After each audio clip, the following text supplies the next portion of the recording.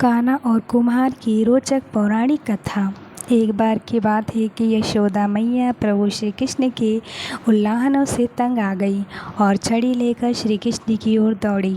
जब प्रभु ने अपनी मैया को क्रोध में देखा तो वह अपना बचाव करने के लिए भागने लगे। भागते भागते श्री कृष्ण एक कुम्हार के पास पहुँचे।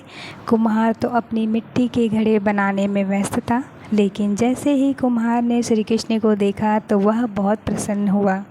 कुम्हार जानता था कि श्री कृष्ण साक्षात परमेश्वर है। तब प्रभु ने कुम्हार से कहा कि कुम्हार जी, आज मेरी मैया मुझ पे बहुत क्रोधित है। मैया छड़ी लेकर मेरे पीछे आ रही हैं, भैया मुझे कहीं छुपा लो। तब कुम्हार ने श्री कृष्ण को एक बड़े से मटके के नीचे छिपा दिया। कुछ ही क्षणों में मैया यशोदा भी वहां आ गई और कुम्हार से पूछने लगी, क्यों रे कुम्हार, तूने मेरे कन्हैया को कहीं देखा है क्या? कुम्हार ने कह दिया, नहीं मैया, मैंने कन्हैया को नहीं देखा। श्री कृष्ण की यह सब बातें बड़े से घड़े के नीचे छुपकर सुन रहे थे। मैया तो वहाँ से चली गई। अब प्रभु श्री कृष्ण कुम्हार से कहते हैं, कुम्हार जी, यदि मैया चली गई हो तो मुझे इस घड़े से बाहर निकालो। कुम्हार बोला, ऐसा नहीं प्रभु जी, पहले मुझे 84 लाख यानियों की बंधन से मुक्त करने का वचन दो। भगवान मुस्कुराएं और कहें, ठीक है, मैं तुम्हें 84 लाख योनियों से मुक्त करने का वचन देता हूँ। अब तो मुझे बाहर निकाल दो। कुम्हार कहने लगा, मुझे अकेले नहीं प्रभु जी, मेरे परिवार के सभी लोगों को 84 लाख योनियों के बंधन से मुक्त करने का वचन दोगे तो मैं आपको इस घड़े से बाहर निकालूंगा। प्रभु जी कहते हैं, चलो ठीक है, उनको भी 84 लाख योनियों के बंधन से मुक्त होने का मैं वचन देता हूँ। अब तो मुझे घड़े से बाहर निकाल दो। अब कुम्हार कहता है, बस प्रभु जी, एक विनती और है, उसे भी पूरा करने का वचन दे दो तो मैं आपको घड़े से बाहर निकाल दूंगा। भगवान बोले, वो भी बता दो, क्या कहना चाहते हो?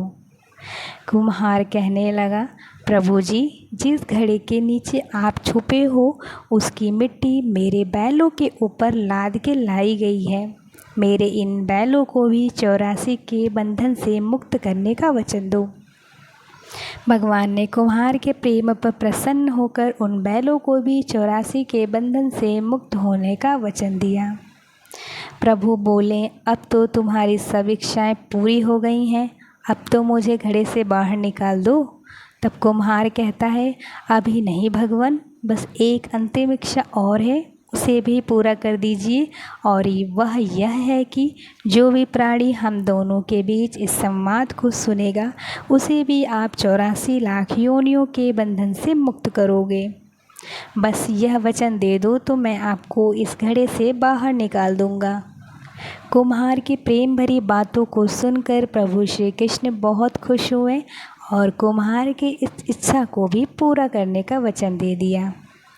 फिर कुम्हार ने बाल श्री कृष्ण को घड़े से बाहर निकाल दिया, उनके चरणों में साक्षात प्रणाम किया, प्रभु जी के चरण धोए और चरणामृत लिया, अपनी पूरी झोपड़ी में चरणामृत का छिड़काव किया और प्रभु जी के गले लगकर इतना रोए कि प्रभु में ही विलीन हो गए।